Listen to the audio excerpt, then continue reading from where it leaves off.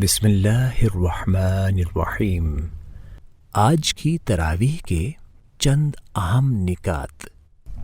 18ویں تراویح۔ آج کے پیش کردہ نکات 22ویں پارے وَمَن یقنت سے تعلق رکھتے ہیں۔ سورہ احزاب میں 3 اہم واقعات سے بحث کی گئی ہے۔ ایک غزوہ خندق، دوسرا غزوہ بنی قریظہ، اور تیسرا حضرت زینب علیہ السلام سے حضور صلی اللہ علیہ وسلم کا نکاح، یعنی منہ بولے بیٹے کی طلاق دی ہوئی عورت سے نکاح۔ جنگ احد میں حضور صلی اللہ علیہ وسلم کی ایک ہدایت کو نظر انداز کرنے کے سبب جو شکست ہوئی، اس کا اثر عربوں پر پڑا کہ مشرکین، یہود اور منافقین تینوں کی ہمتیں بڑھ گئیں، اور وہ سمجھنے لگے تھے کہ مسلمانوں کا ختم کرنا کچھ زیادہ مشکل کام نہیں۔ چنانچہ احد کی جنگ کو 2 مہینے بھی نہیں ہوئے تھے کہ نجد کے ایک قبیلے نے مدینہ پر چھاپہ مارنے کی تیاریاں شروع کر دیں۔ پھر 1 سال بعد 3 قبیلوں نے حضور صلی اللہ علیہ وسلم سے دین سکھانے کے لیے آدمی مانگے۔ حضور صلی اللہ علیہ وسلم نے 70 کے قریب مبلغین ان کے قبیلوں میں بھیجے، مگر انہیں دھوکہ دے کر شہید کر دیا گیا، جس پر آپ صلی اللہ علیہ وسلم نے 1 مہینہ تک ان قبیلوں کے خلاف قنوت نازلہ پڑھی۔ انہی حالات میں شوال 5 ہجری میں عرب کے بہت سے قبائل نے مدینہ پر ایک مشترک قوت کے ساتھ حملہ کیا، 3-4 ہزار کی بستی پر، جس میں کئی منافقین بھی شامل تھے۔ 10-12 ہزار کی تعداد نے حملہ کیا۔ اگر یہ حملہ اچانک ہو جاتا تو سخت تباہ کن ہوتا، مگر تحریک اسلامی کے ہمدرد اور متاثرین افراد جو مخالف قبیلوں میں رہتے تھے، آپ کو سب کارروائیوں کی اطلاع دیتے رہتے تھے۔ اس لیے حملے کے 6 دن پہلے سے آپ نے مدینہ کی 2 طرف خندق کھود ڈالی اور 3000 افراد کے ساتھ جنگ کے لیے تیار ہو گئے۔ کفار کے خواب و خیال میں بھی نہیں تھا کہ انہیں خندق سے سابقہ پیش آئے گا، کیونکہ عرب اس طریقہ پر کبھی نہیں لڑے تھے۔ مجبوراً مشرکین عرب کو جاڑے کے زمانے میں لمبے محاصرے کے لیے تیار ہونا پڑا، جس کے لیے وہ گھروں سے تیار ہو کر نہیں آئے تھے۔ 25 دن سے زیادہ یہ محاصرہ جاری رہا۔ کچھ تو محاصرہ کی طوالت، کچھ حضور صلی اللہ علیہ وسلم کی جنگی چالیں، اور پھر ایک رات اللہ نے ایسی آندھی چلائی کہ تمام خیمے اکھڑ گئے اور کوئی ان میں سے نہ ٹھہر سکا۔ اس پورے عرصے میں ایک بار شدید حملہ ہوا تھا، جو صبح سے رات تک جاری رہا، اور 5 وقت کی نمازیں رات کو جنگ سے فارغ ہو کر ایک ساتھ پڑھی گئیں۔ مسلمانوں نے انتہائی بے جگری سے مقابلہ کیا۔ محاصرہ خندق ختم ہوا تو جبرائیل علیہ السلام نے اللہ کا حکم سنایا کہ ابھی ہتھیار نہ کھولے جائیں، بلکہ یہودی قبیلہ بنی قریظہ پر وار کر کے ان سے نمٹ لیا جائے، کیونکہ انہوں نے غداری کی تھی۔ چنانچہ فوراً ہی مسلمان ان کے علاقوں میں پہنچ گئے، اور یہودیوں کے مقرر کردہ ثالث حضرت سعد بن معاذ رضی اللہ تعالی عنہ کے فیصلے کے مطابق ان کے تمام مردوں کو قتل کر دیا گیا اور عورتوں اور بچوں کو غلام بنا لیا گیا۔ جنگ احد سے جنگ خندق کا 2 سال کا عرصہ تمام سخت بحرانی زمانہ تھا، مگر اس میں معاشرے کے استحکام اور اصلاح کا کام بھی جاری رہا۔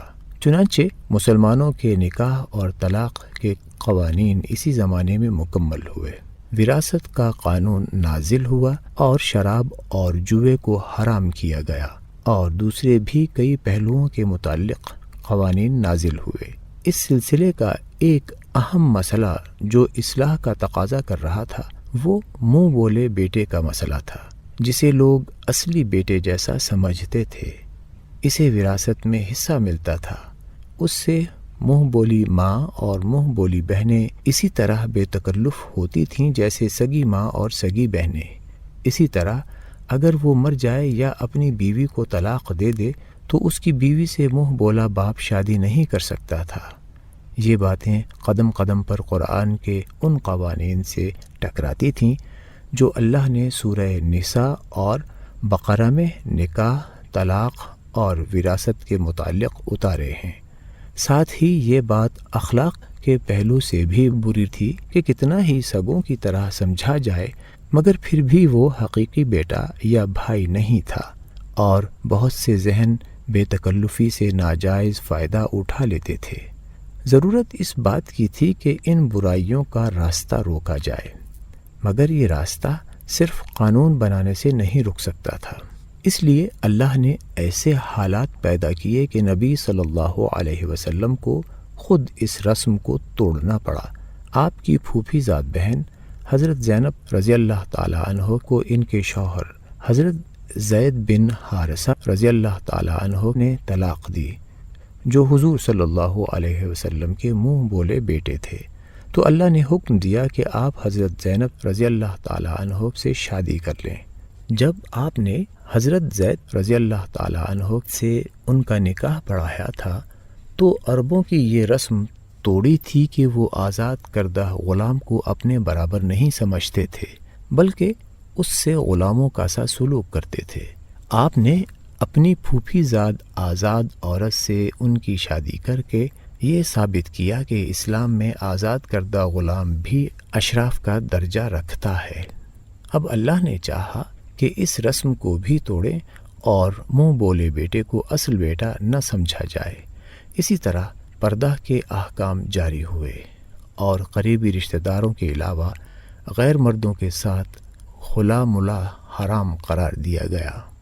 اگر انہیں بات کرنی ہو یا کچھ لینا دینا ہو تو پردے کے پیچھے سے لیں دیں، اور عورتیں خیال رکھیں کہ آواز میں لوچ نہ پیدا کریں۔ کوئی ایسی حرکت نہ کریں جس سے کسی مرد کو غلط فہمی ہو۔ نبی صلی اللہ علیہ وسلم کی بیویوں کو تمام مسلمانوں کی ماں قرار دیا گیا، اور آپ کی وفات کے بعد ان سے نکاح حرام قرار دیا گیا۔ عام مسلمان عورتوں کو حکم دیا گیا کہ جب بھی گھروں سے نکلیں تو چادروں سے اپنے آپ کو ڈھانپ کر نکلیں اور گھونگھٹ نکال لیا کریں۔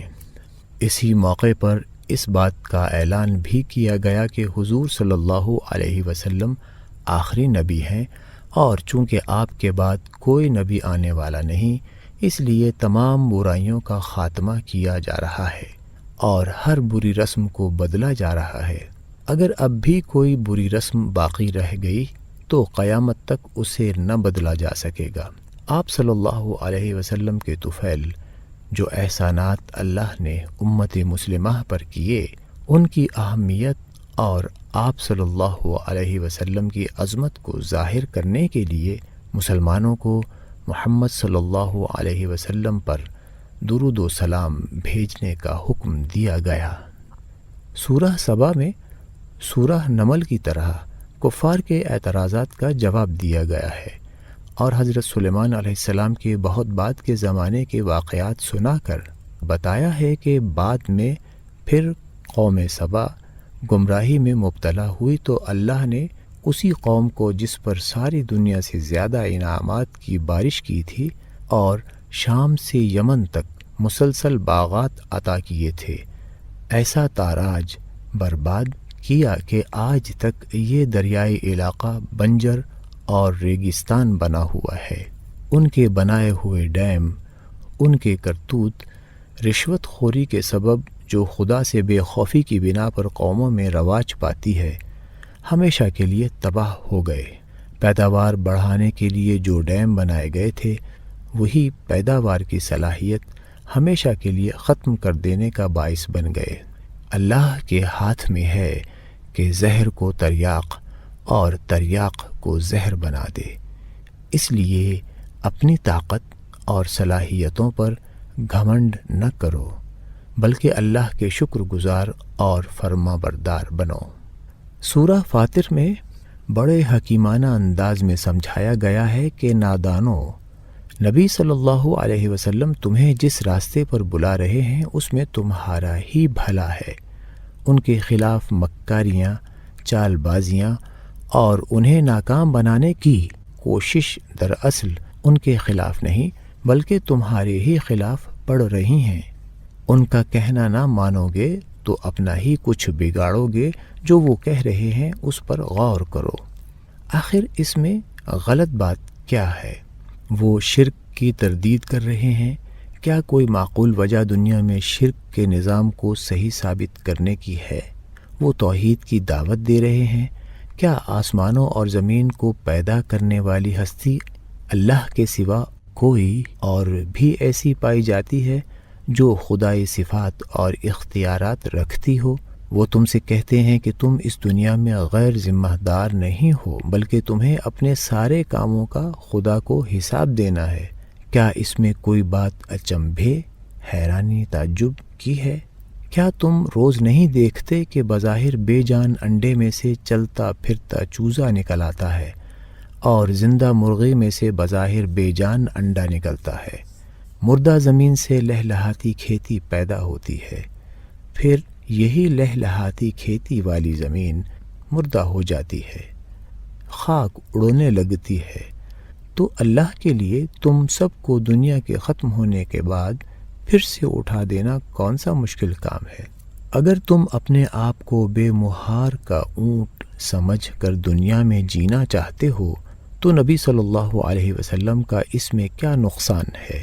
مگر سوچو، مرنے کے بعد جب اٹھائے جاؤ گے اور اس غلط فکر اور غلط عمل کا نتیجہ بھگتنے کے لیے جہنم میں ڈالے جاؤ گے تو کیا کرو گے؟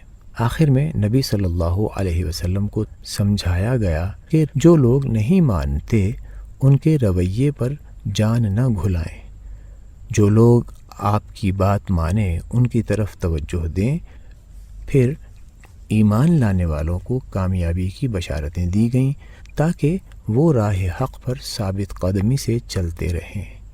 سورہ یاسین میں کائنات کی نشانیوں اور عام عقل، کامن سینس سے کام لے کر توحید اور آخرت کے ثبوت پیش کیے گئے. محمد صلی اللہ علیہ وسلم کی رسالت کی صداقت پر اس بات سے دلیل لائی گئی کہ آپ صلی اللہ علیہ وسلم یہ سب کچھ بے غرضانہ و مخلصانہ کر رہے ہیں اور تم سے اس کے بدلے کچھ نہیں مانگتے. پھر جو کچھ پیش کر رہے ہیں وہ انتہائی اہم صداقتیں ہیں اور انہیں قبول کرنے میں تمہاری ہی بھلائی ہے. اس میں بڑے زور سے اسلام کی دعوت کو پیش کیا گیا ہے. حضور صلی اللہ علیہ وسلم نے اس سورہ کو قرآن کا دل قرار دیا ہے اور مرتے وقت آدمی کو سنانے کا منشا بھی یہی ہے کہ اگر وہ اس کا مطلب سمجھے تو اسے اسلام کے بنیادی عقائد یاد آ جائیں گے اور وہ اپنے ذہن میں مرتے وقت تازہ کر لے اور خدا کے حضور ان کو یاد کرتا ہوا حاضر ہو تاکہ وہ اس کی طرف سے توبہ اور استغفار میں شمار ہو سکے. پورا مضمون انشاءاللہ کل پیش کیا جائے گا کیونکہ سورت کا بڑا حصہ کل کی تراویح میں پڑھا جائے گا. اللہ تعالی ہم سب کو قرآن پڑھنے، اس کو سمجھنے اور اس پر عمل کرنے کی توفیق عطا فرمائے. آمین.